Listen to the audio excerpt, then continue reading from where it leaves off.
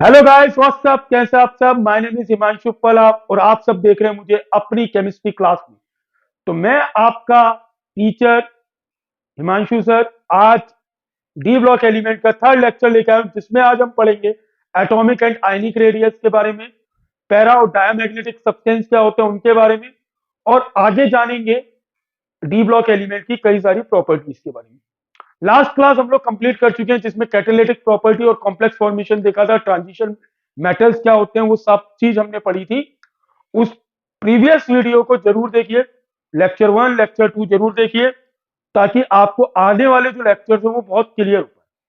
तो चलिए बिना समय गवाए स्टार्ट करते हैं एटॉमिक एंड आयनिक रेडियस। तो जैसे कि हम लोग जानते हैं एटॉमिक रेडियस क्या होती है। एटॉमिक रेडियस, सभी बच्चे कॉपी पेन उठा लें और हेडिंग डालें एटॉमिक रेडियस। तो देखो, एटॉमिक रेडियस क्या होती है। जैसे हम लोग, ये न्यूक्लियस हमारा, ये फर्स्ट एनर्जी शेल, ये सेकंड एनर्जी शेल, ये थर्ड एनर्जी शेल और ये फोर्थ एनर्जी शेल, ऐसे बना दी। तो आउटर मोस्ट शेल को हम लोग क्या बोलते हैं? वैलेंस शेल बोलते हैं। क्या बोलते हैं? Valence shell. और उसके अंदर वाली शेल जो होती है उसको बोलते हैं पेनल्टी शेल। अभी इतनी बात करेंगे, ठीक है। आउटर मोस्ट शेल को हम लोग वैलेंस शेल बोलते हैं और उसके अंदर वाली शेल को क्या बोलते हैं? Penalty shell.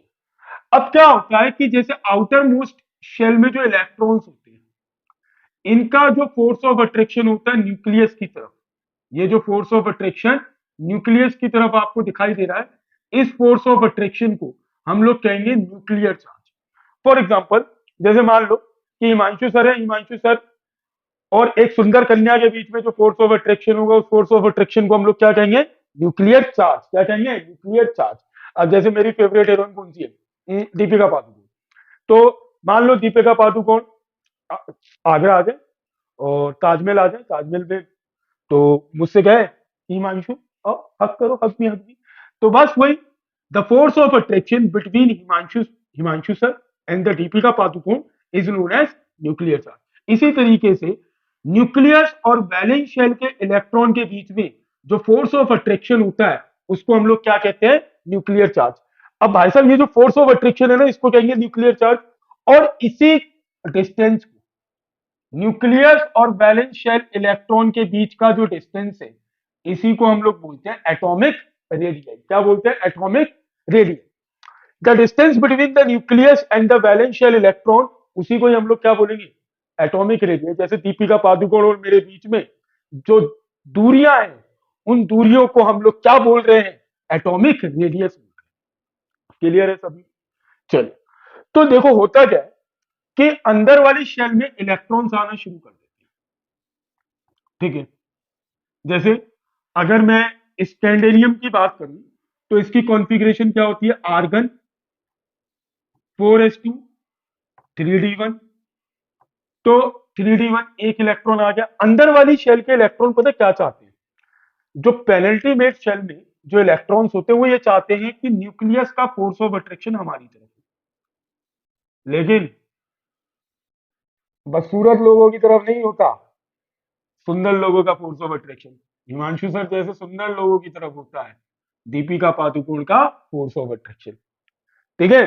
तो देखिए, जैसे अगर मैं बात करूं अंदर वाली शेल के जो इलेक्ट्रॉन्स है और बाहर वाली शेल के जो इलेक्ट्रॉन्स है, बाहर वाली शेल के इलेक्ट्रॉन्स और न्यूक्लियस के बीच में जो फोर्स ऑफ अट्रैक्शन उसको न्यूक्लियर चार्ज कहते हैं, ठीक है। अब अंदर वाली शेल के इलेक्ट्रॉन क्या चाहते हैं? न्यूक्लियस का सारा अट्रैक्शन हमारे अंदर वाले शेल, अंदर वाले इलेक्ट्रॉन पे है, जिसकी वजह से ये क्या करते हैं? बाहर वाली शेल के इलेक्ट्रॉन्स पे रिपल्शन लगाना शुरू करते हैं। बाहर वाली शेल के इलेक्ट्रॉन्स पे रिपल्शन लगाना शुरू करते हैं। अब बात को धीरे धीरे समझना। जैसे स्कैंडेनियम 4s2 3d1, एक इलेक्ट्रॉन आया, इसने बाहर वाली शेल के इलेक्ट्रॉन पे फोर्स लगाया।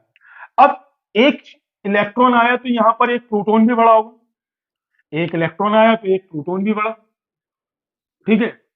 अब टाइटेनियम पे आ जाओ, इसकी configuration argon 4s2 3d2, 4s2 3d2। अब भाई साहब एक और इलेक्ट्रॉन आया तो एक और प्रोटॉन बढ़ गया। अब प्रोटॉन बढ़ेगा तो न्यूक्लियर चार्ज भी बढ़ता जाता है। प्रोटॉन बढ़ेगा तो न्यूक्लियर चार्ज भी क्या होता जाता है, बढ़ता जाता है। अब टाइटेनियम के बाद वेनेडियम, आर्गन, 4s2, 3d3, तो एक प्रोटॉन और आया, तो एक प्रोटॉन और आया, मतलब एक इलेक्ट्रॉन और आया तो एक प्रोटॉन और बढ़ गया। तो मतलब न्यूक्लियर चार्ज लगातार बढ़ता जा रहा है। अब न्यूक्लियर चार्ज जो होता है, न्यूक्लियर चार्ज जो होता है वो डायरेक्टली प्रोपोर्शनल होता है पॉजिटिव चार्ज के, और इनवर्सली प्रोपोर्शनल होता है नेगेटिव चार्ज के। ये बात हमें क्लास 11th में हम लोग पढ़ चुके हैं। तो जैसे जैसे इलेक्ट्रॉन आते आ रहे हैं वैसे वैसे प्रोटॉन भी बढ़ते आ रहे हैं। अब क्या हो रहा है कि जैसे 4s2 3d1 एक इलेक्ट्रॉन आया, तो अंदर वाली शेल के इलेक्ट्रॉन बाहर वाली शेल के इलेक्ट्रॉन पे रिपल्शन लगा। लेकिन अगर फोर्स ऑफ रिपल्शन से ज्यादा है, force of attraction force of repulsion से ज्यादा है, मतलब फोर्स ऑफ अट्रैक्शन डोमिनेट कर रहा है फोर्स ऑफ रिपल्शन को, फोर्स ऑफ अट्रैक्शन डोमिनेट कर रहा है फोर्स ऑफ रिपल्शन को, तो इस चीज को कहते हैं जेड इफेक्टिव। क्या कहते हैं, जेड इफेक्टिव बोल लो या इफेक्टिव न्यूक्लियर चार्ज। मतलब फोर्स ऑफ अट्रैक्शन अगर डोमिनेट करता है फोर्स ऑफ रिपल्शन को, तो इस चीज को हम लोग क्या बोलते हैं, जेड इफेक्टिव या इफेक्टिव न्यूक्लियर चार्ज। क्लियर है सर जी, बिल्कुल क्लियर है। अब होगा क्या कि मिडिल तक, अब होगा क्या कि जैसे हम लोग स्कैंडेनियम से मैग्नीज तक जाएंगे ना, अब जेड इफेक्टिव अगर बढ़ रहा है, इस चीज को क्या कह रहे हैं, जेड इफेक्टिव। अब मुझे एक बात बताओ, जेड इफेक्टिव अगर बढ़ रहा है तो साइज क्या होगा, डिक्रीज। साइज क्या होगा, डिक्रीज। इफेक्टिव न्यूक्लियर चार्ज बढ़ेगा तो साइज क्या होगा, डिक्रीज। अब जैसे मान लो ये यहां पर कोई सुंदर कन्या खड़ी है, ठीक है। अब सुंदर कन्या और हिमांशु सर के बीच में जो फोर्स ऑफ अट्रैक्शन है उसको हम लोग क्या कहते हैं, न्यूक्लियर चार्ज कहते हैं। अब मैं उसकी तरफ जा रहा हूं तो हमारे बीच का डिस्टेंस कम हो रहा है ना, हमारे बीच का डिस्टेंस कम हो रहा है कि नहीं हो रहा, हो रहा है। तो हम एटॉमिक रेडियस क्या हो रही है, डिक्रीज। अब ऐसे ही समझो, अब क्या हुआ कि यहां पर दीपिका पादुकोण खड़ी है, यहां मैं खड़ा हूं। अब दीपिका पादुकोण कहती है आओ, लेकिन उसके जो बॉडी गार्ड है वो बौने बौने हैं, बहुत छोटे छोटे। अब मैं जा रहा हूं, वो बौने क्या करेंगे, मेरे ऊपर रिपल्शन लगाएंगे, लेकिन मेरा फोर्स ऑफ अट्रैक्शन डोमिनेट करेगा उस रिपल्शन फोर्स को। तो मैं क्या करूंगा, मैं क्या करूंगा, उसे पकड़ लूंगा या उसकी तरफ चला जाऊंगा। तो साइज अभी भी क्या हुआ, डिक्रीज हुआ। जब फोर्स ऑफ अट्रैक्शन डोमिनेट करता है फोर्स ऑफ रिपल्शन को, तो atomic radius, atomic size decrease होता है। जेड इफेक्टिव बढ़ने पर एटॉमिक रेडियस डिक्रीज होगा, ठीक है। तो स्कैंडेनियम से मैग्नीज तक एटॉमिक साइज डिक्रीज। अब डिक्रीज होने का कारण जेड इफेक्टिव का बढ़ना, जेड इफेक्टिव का बढ़ना। क्लियर हुआ, हो गया सर। अब होगा क्या, मैग्नीज से के बाद, ठीक है, आयरन, कोबाल्ट, निकेल, कॉपर। अब होता क्या है कि इलेक्ट्रॉन कहां तक आ जाते हैं, हाफ फिल्ड हो जाते हैं, मतलब 5 इलेक्ट्रॉन आ जाते हैं अंदर वाली शेल में। अब होगा क्या कि जैसे छठा इलेक्ट्रॉन जैसे ही आता है, जैसे ही 6th इलेक्ट्रॉन आया, तो इन्होंने रिपल्शन लगाया 6। अब प्रोटॉन भी कितने हो गए, 6 प्रोटॉन बढ़ गए, 6 इलेक्ट्रॉन आ गए तो 6 प्रोटॉन भी बढ़े, न्यूक्लियर चार्ज बढ़ा। लेकिन अब क्या हो रहा है कि इन्होंने रिपल्शन लगाना शुरू किया, और ये रिपल्शन इतना लगा कि फोर्स ऑफ अट्रैक्शन को क्या कर रहा है, मतलब जितना फोर्स ऑफ अट्रैक्शन था, जितना फोर्स ऑफ अट्रैक्शन था उतना ही क्या हो गया, फोर्स ऑफ रिपल्शन। तो मतलब जितना अट्रैक्शन था उतना ही रिपल्शन लग रहा है, जितना अट्रैक्शन था उतना ही रिपल्शन लग रहा है। तो ये दोनों एक दूसरे को क्या करेंगे, कैंसिल करेंगे। ये दोनों एक दूसरे को क्या करेंगे, कैंसिल करेंगे। और कैंसिल करेंगे तो इसका मतलब साइज क्या हो जाएगा, ऑलमोस्ट सेम हो जाएगा कि नहीं हो जाएगा, साइज ऑलमोस्ट सेम। तो आयरन से कॉपर तक साइज क्या रहता है, ऑलमोस्ट ऑलमोस्ट सेम। इस चीज को कहते हैं स्क्रीनिंग इफेक्ट। क्या कहेंगे, स्क्रीनिंग इफेक्ट। ठीक है। जब हम कॉपर से जिंक जाएंगे, जब हम कॉपर से जिंक जाएंगे, तो कॉपर से जिंक जाने में अंदर वाली शेल कंप्लीटली फिल्ड, अंदर वाली जो शेल है वो क्या हो गई, कंप्लीटली फिल्ड। और कंप्लीटली फिल्ड होने के बाद साइज क्या हो जाएगा, एकदम से इंक्रीज। साइज इंक्रीज होने का कारण समझो। देखो, अब हुआ क्या कि मान लो स्कूटी पे एक सुंदर कन्या जा रही है, वो स्लिप हो गई, गड़ी आती है लड़कियां, तुमने देखा ही होगा। अब क्या होगा, हम जैसे लड़के गिरे ना, कोई साला उठाने नहीं आता, लेकिन लड़कियां गिर जाए तो भीड़ इकट्ठी हो जाती है लड़कों की, चारों तरफ से गोला बना लेंगे, पता नहीं मदारी बंदर के साथ तमाशा दिखा रहा है।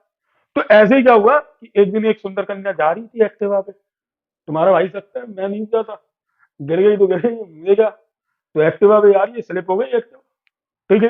तो मैंने एक चीज नोट की, लोगों ने क्या किया, उसके सराउंड, उसके आजू बाजू बहुत सारी भीड़ इकट्ठी हो गई, भीड़ इकट्ठी हो गई। अब एक लड़का अंदर घुसने की देखना चाह रहा है क्या हुआ है, तो अंदर घुसने की कोशिश किया, तो एक कोनी मारी किसी ने। अब नहीं दिखता हो भीड़ में, अगर आपको नहीं दिखता तो आप पीछे उठते हो और यूं ऊंचा उचक के देखते हो, ऐसे ही तो करते हो, पीछे हटते हो फिर देखते हो। तो बेसिकली ऐसा ही हो रहा है। अंदर वाली शेल क्या हो रही है, जब अंदर वाली शेल कंप्लीटली फिल्ड हो जाती है, तो अंदर वाली शेल कंप्लीटली फिल्ड होने पर फोर्स ऑफ रिपल्शन डोमिनेट करता है फोर्स ऑफ अट्रैक्शन। मतलब रिपल्सिव फोर्स ज्यादा हो जाता है अट्रैक्शन फोर्स से, और साइज क्या होगा, इंक्रीज। साइज क्या होगा, इंक्रीज।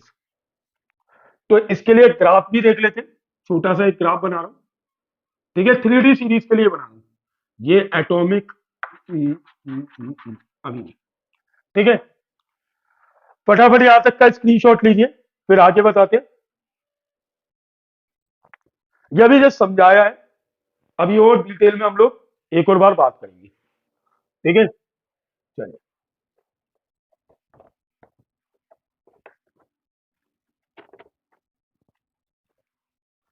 देखिए अब एटॉमिक रेडियस, अब ये जो हम बात कर रहे हैं ट्रेंड की, ये ट्रेंड हम लोग 3D सीरीज में बात कर रहे हैं। जैसा 3D सीरीज में होता है, वैसा ही सेम 4D में होगा, वैसा ही सेम 5D में होगा, ठीक है। यहां पर ऊपर की तरफ एटॉमिक वॉल्यूम, और यहां एटॉमिक नंबर। ये ग्राफ कुछ ऐसा है, ठीक है। यहां पर कहीं स्कैंडेनियम, परफेक्ट ग्राफ नहीं है, titanium, vanadium, chromium, manganese, iron, cobalt, nickel, copper, zinc. अब यहां पर ग्राफ से ही आपको समझ में आ रहा होगा, देखो पहला एटॉमिक रेडियस मैग्नीज तक डिक्रीज हुई, फिर सेम रही ऑलमोस्ट, फिर इंक्रीज हुई, एटॉमिक रेडियस डिक्रीज, फिर सेम, फिर इंक्रीज। अब जब यहां से यहां तक अगर हम बात करें, एटॉमिक रेडियस, एटॉमिक साइज क्या हो रहा है, डिक्रीज हो रहा है। डिक्रीज क्यों हो रहा है, क्योंकि जेड इफेक्टिव बढ़ रहा है, जेड इफेक्टिव क्या हो रहा है, इंक्रीज हो रहा है। आयरन से कॉपर तक atomic size almost constant, almost constant या ऑलमोस्ट सेम। सेम होने का कारण, सेम होने का कारण स्क्रीनिंग इफेक्ट, स्क्रीनिंग इफेक्ट का इंक्रीज होना। At the end of the series, copper से zinc size increase, n-1 d subshell is completely filled,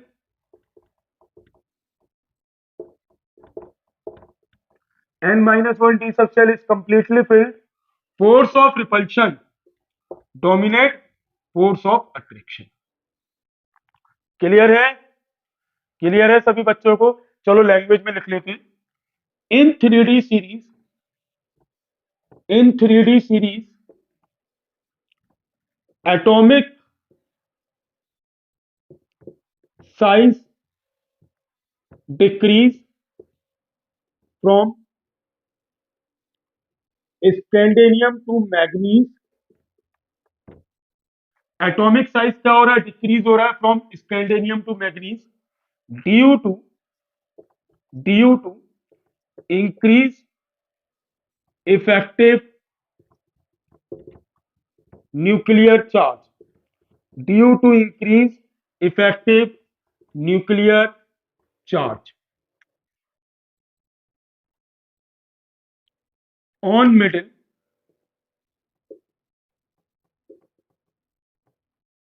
from manganese to copper atomic size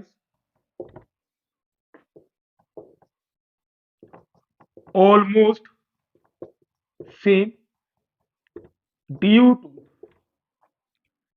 screening effect due to screening effect at the end of the series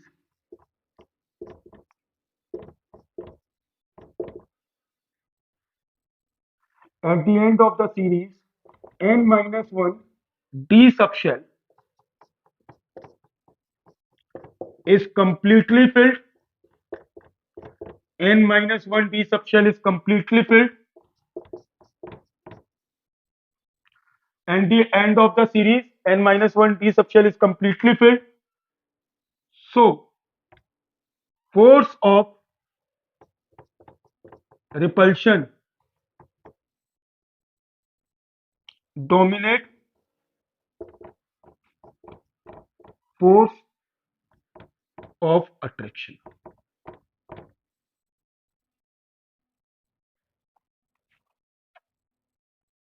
Hence,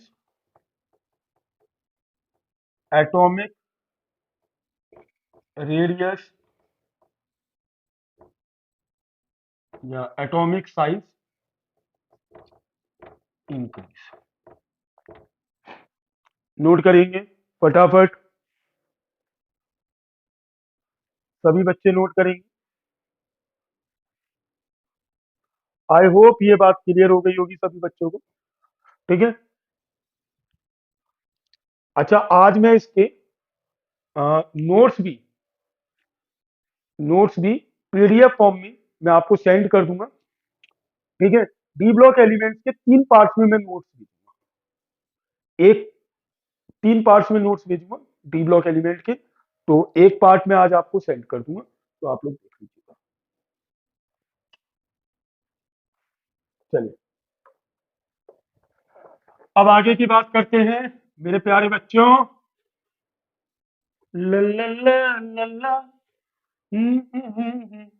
गीत गाता हूँ मैं, गुनगुनाता हूँ मैंने हंसने का वादा, फूलों सा चेहरा तेरा, गेंडे सी मुस्कान, रंग तेरा देख के, रूप तेरा देख के, गली के कुत्ते दीवाने. चलो, तो आगे स्टार्ट करते हैं.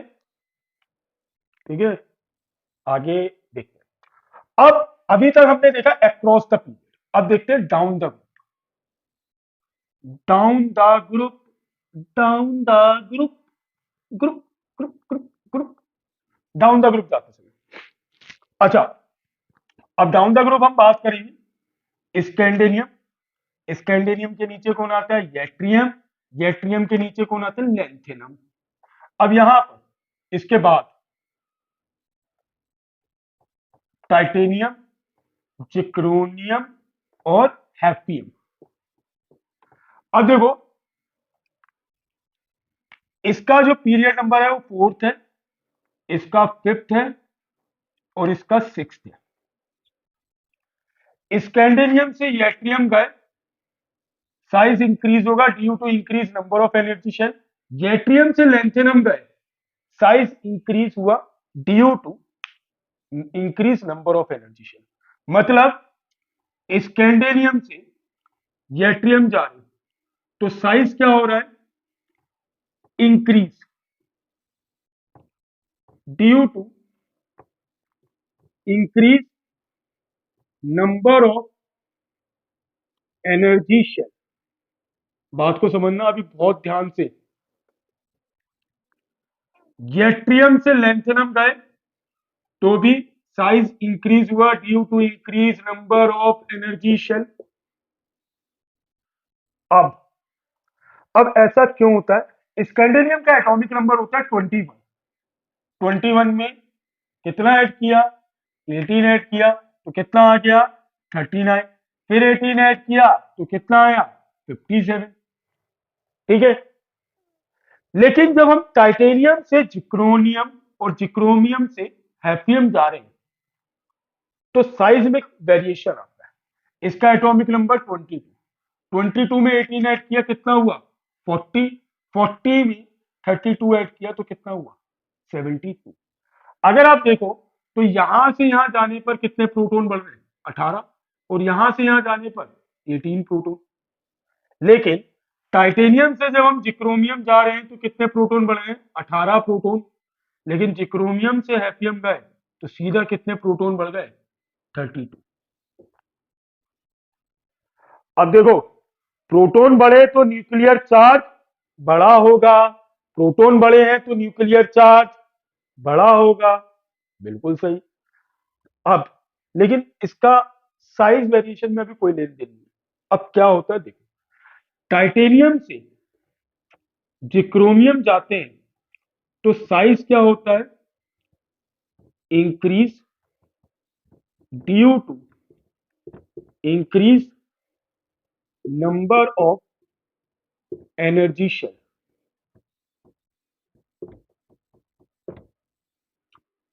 ठीक है, समझ में आ गया?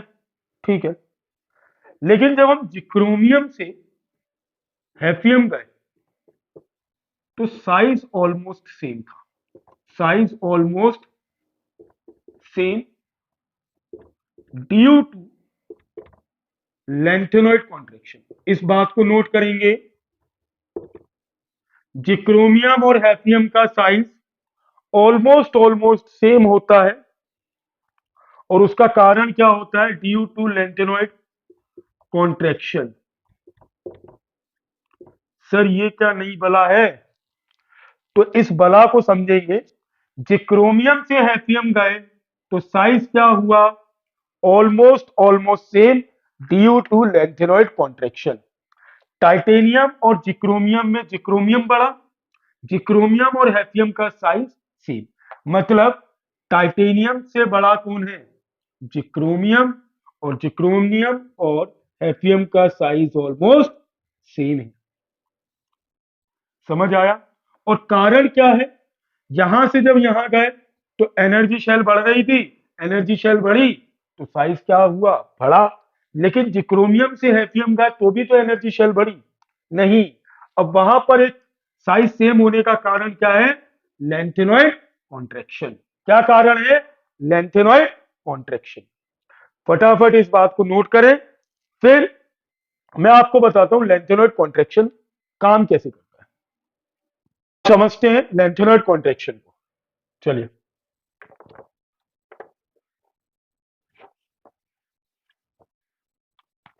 अब देखिए,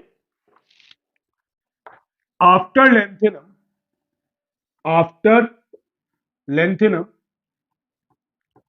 एफ ब्लॉक एलिमेंट स्टार्ट होते 58 से लेकर 71 तक।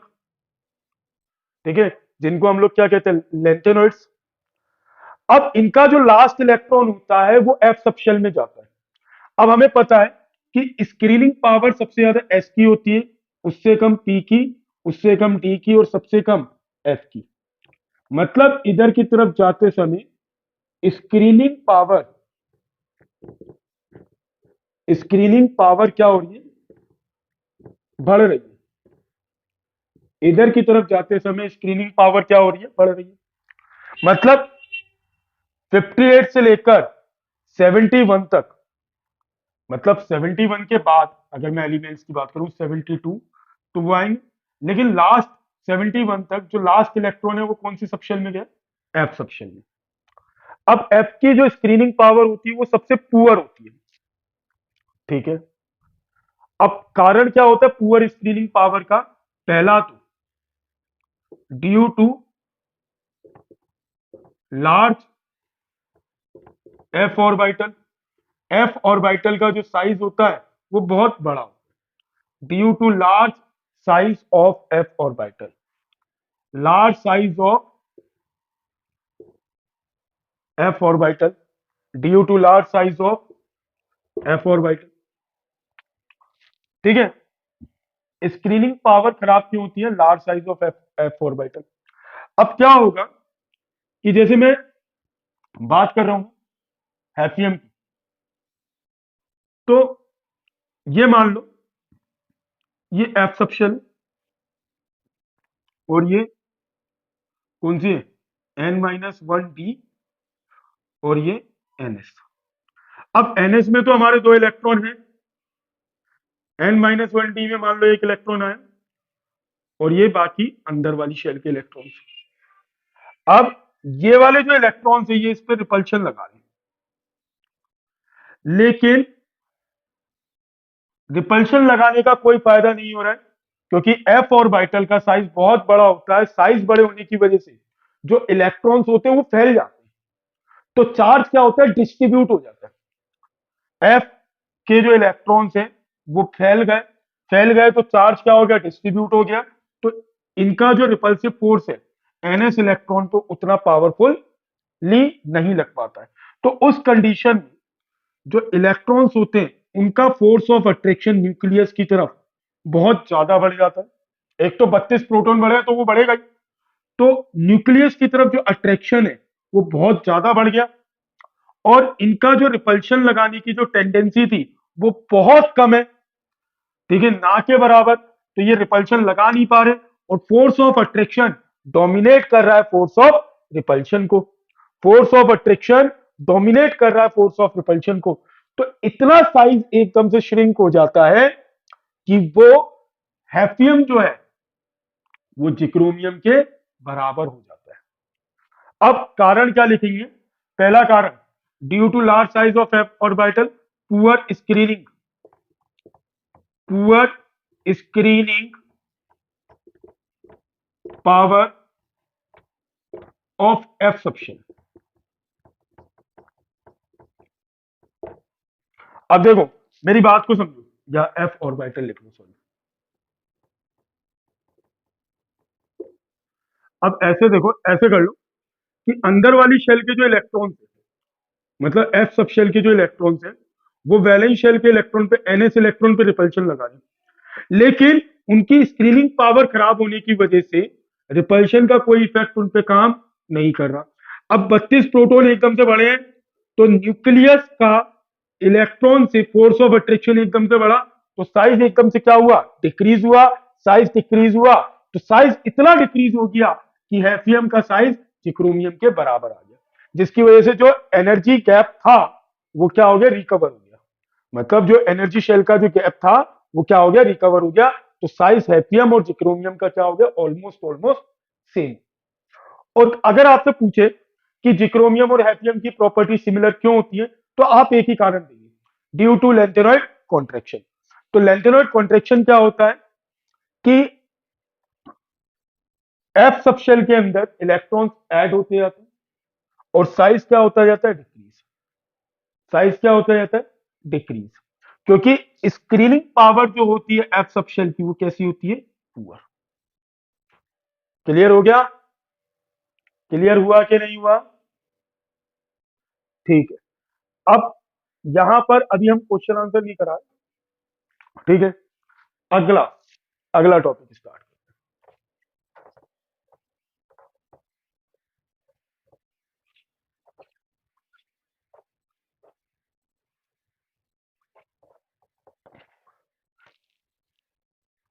चलिए अब अगली प्रॉपर्टीज की बात करते हैं। अगली जो प्रॉपर्टी है, अगली प्रॉपर्टी है मैग्नेटिक प्रॉपर्टी। कौन सी प्रॉपर्टी है? Magnetic properties. अब मैग्नेटिक प्रॉपर्टीज हमें पता है कि हमारे पास दो तरीके के सब्सटेंस होते हैं। एक सब्सटेंस होते हैं पैरामैग्नेटिक, एक होते हैं पैरामैग्नेटिक, और दूसरे जो सब्सटेंस होते हैं उनको कहते हैं डायामैग्नेटिक। फिजिक्स वालों ने पढ़ाया होगा वैसे होते तो बहुत सारे, पैरा, डाया, फेरो, एंटी फेरो, फेरी, लेकिन अभी जो हमें यहाँ पे पढ़ना है वो कौन से, पैरामैग्नेटिक और डायामैग्नेटिक। पैरामैग्नेटिक सब्सटेंस वो सब्सटेंस होते हैं जो मैग्नेटिक फील्ड से वीकली अट्रैक्ट करते हैं। जैसे मान लो कि ये एक यू शेप ट्यूब है, मान लो कि ये एक यू शेप ट्यूब है, ठीक है, यहाँ ये नॉर्थ पोल और ये साउथ पोल। अब इसमें कोई पैरामैग्नेटिक सब्सटेंस रखा हुआ है, अब ये क्या होगा, इसकी तरफ बढ़ेगा, T T T T T ऊपर की तरफ जाएगा, ऊपर की तरफ जाएगा, मतलब ये मैग्नेटिक फील्ड से क्या कर रहा है, अट्रैक्ट कर रहा है, ये मैग्नेटिक फील्ड से क्या कर रहा है, अट्रैक्ट कर रहा है। तो ऐसे substance substance which are weakly attract towards magnet और मैग्नेटिक फील्ड, उसी को हम लोग क्या कहते हैं, पैरामैग्नेटिक सब्सटेंस। अब मान लो कि डायामैग्नेटिक की बात करें, तो डायामैग्नेटिक सब्सटेंस क्या होंगे, ये मान लो ये नॉर्थ पोल, ये साउथ पोल, ये हमारे पास सब्सटेंस रखा हुआ है,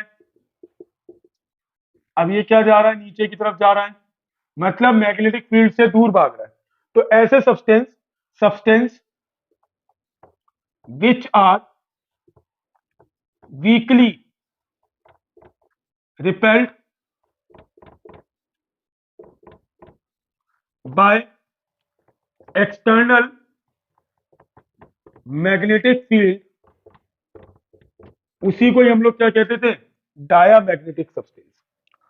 तो ऐसे सब्सटेंस जो कि वीकली रिपेल करते हैं एक्सटर्नल मैग्नेटिक फील्ड से, वो डाया होते हैं, और जो एक्सटर्नल मैग्नेटिक फील्ड की तरफ अट्रैक्ट होते हैं वो पैरामैग्नेटिक।